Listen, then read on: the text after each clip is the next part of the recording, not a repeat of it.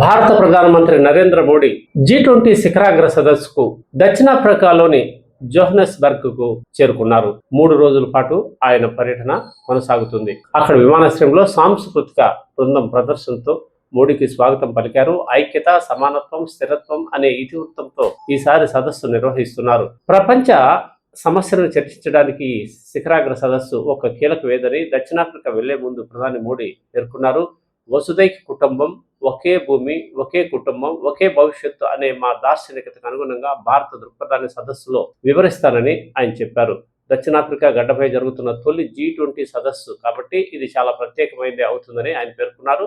ఈ సదస్సు సందర్భంగా జరగనున్న 6వ IBSV శిఖరాగ్ర సమావేశంలో పాల్గొనేందుకు భాగస్వామ్య దేశాల నేతలతో కలిసి చర్చించేందుకు ఎంతో ఆసక్తిగా ఎదురు చూస్తున్నానని ప్రధానమంత్రి వివరించారు. అంతర్జాతీయ వ్యవహారాల్లో చురుగ్గా ఉండే మోడీ ఇప్పటికే అనేక దేశాలలో పర్యటించి రికార్డు సాధించారు. ఈ క్రమంలోనే దక్షిణాఫ్రికాలో జరిగే T20 సదస్సులో కూడా ఆయన పాల్గొని భారతదేశం తరఫున ప్రత్యేక వాణిని వినిపించనున్నారు. భారతదేశ ప్రతిష్టను ప్రపంచ దేశాల సరసన విశ్వ విపణిలో సముచితమైన రీతిలో ఆయన నిలిపారని పలువురు అభిప్రాయపడుతున్నారు.